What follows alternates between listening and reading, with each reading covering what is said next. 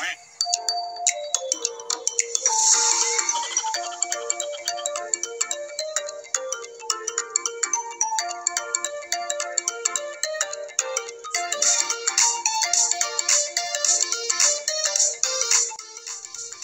araw po muli sa inyo lahat mga guys, mga farmers. Welcome back po ulit sa ating channel. Sa video ito tayo po muna ay mag-harvest ng saging na latundan.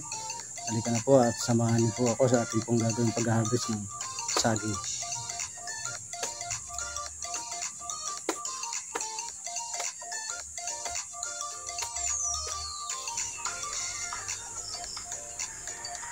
At yun nga po mga guys, mga farmers, nag-umpisa na nga po tayong harvestin ng ating pong saging. Yan po, unti-unti na nga po natin hinahapay para kunin nga po yung bunga. At napakalaki po ng bunga ng ating pong saging. Yan po. Ang tawag po rito po sa amin sa Batangas ay buwig. Yan po, buwig po ang tawag dito po sa amin sa bunga po ng saging. Yan po. Napakalaki po ng buwig po ng ating saging mga guys, mga farmers.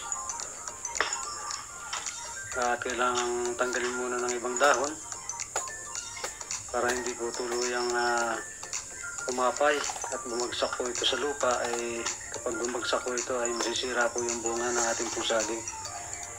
Yan po. Yan, malapit na po natin makuha yung bunga po ng saging o yung buwig po ng saging. Yan. Pero kailangan po natin ng sako na pansapin. Yan po.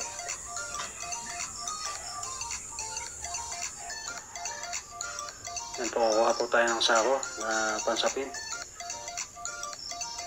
Dahil sa kailangan po natin ng pansapin dahil ang dakta po nitong saging ay hindi po agad natatanggal sa ating pong damit. Yan po. Yan, ganyan po pagka nag-harvest po tayo ng nag-iisa lang po tayo. Kailangan ay tayo rin po yung hahawak sa bunga ng saging at tayo rin po yung magpuputol sa kanya pong katawan o sa kanya pong tangkay para makuha nga po natin yung buwig na saging. Yan nga po, nakuha na po natin. At kung mapansin po ninyo ay napakalaki po ng kanyang buwig. Yan po. Yan, mabigat din po yan. At yun nga po na tinayo po muna natin dito sa may poste. Ayan, kung mapapansin po nyo, napakalaki po talaga ng buwig ng ating pong bunga ng saging. Ayan po. At inumpisahan na rin po natin tanggalin ang kanya pong mga piling sa kanya pong tangkay. Unti-unti po natin tinatanggal dahil sa malaki po yung bunga po niya. At kailangan ingatan po natin para hindi nga po siya magka-damage mga guys, mga farmers. Yan, ganito po yung pag-harvest po ng saging. Ganito po kami nag-harvest ng saging mga guys, mga farmers.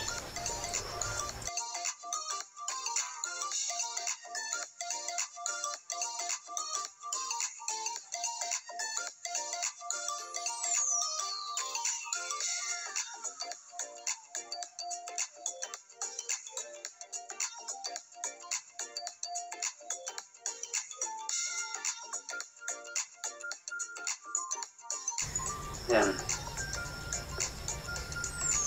Kasi ang ginagamit lang po natin ay yung pong itak or gulok. Yan po. Yan po, malapit na po nating matapos mga guys, mga farmers, ang pagtanggal po ng kanyang bunga sa kanyang pong tangkay.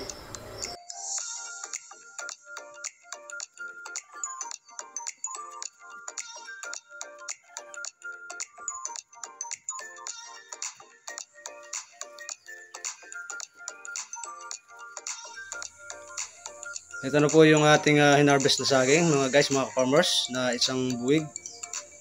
At napatulo na rin po natin ang kanya pong dakta. Ano po, wala na po siyang dakta. Piluhin po natin ang isang piling. Yan, ang tawag po dito po sa amin sa isang buns na ganito ay piling, isang piling. Yan po. Dito po sa amin sa Batangas, ito po yun po ang tawag. Kikilohin po natin yung isang piling or isang buns na ito. Kung ilang kilo po. Ito po, lagay po natin sa kiluhan.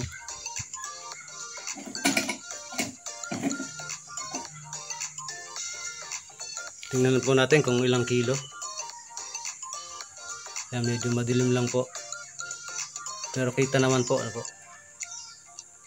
Yan po, mahigit 2 kilo or kulang na 3 kilo. Mga guys, mga ka-farmers. Ang isang piling or isang buns na ganyan. Ngayon po, bali 10 po yan na piling. Itong ating pong nakuha sa isang buwig. Ito po. Ngayon mamaya kikiluhin din po natin. Pag nailagay na po natin sa isang lalagyan dito po sa sako po na to. Kung ilan po sila lahat kilo, mga guys, mga farmers. Yan po. Ngayon po ang gagawin po natin dito sa atin pong saging ay hindi muna po natin pagbibili. Ang gagawin po natin ay pahinugin muna po natin siya.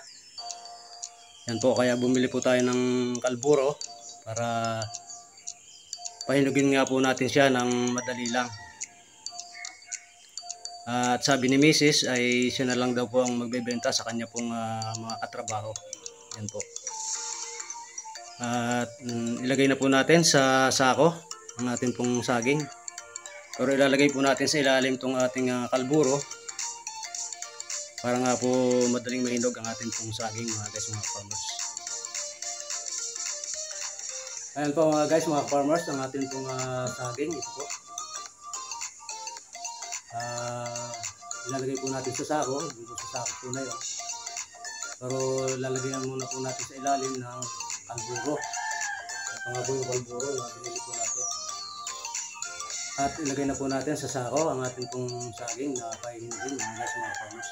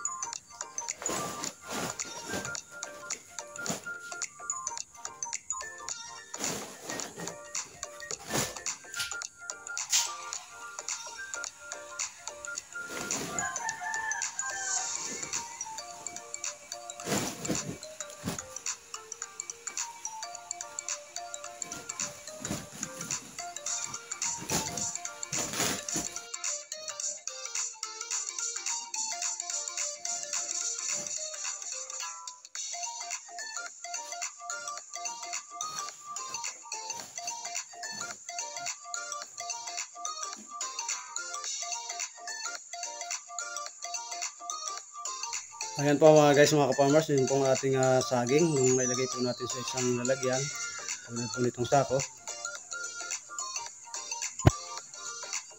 ay tumimbang po siya ng 20 kilos. Yan po.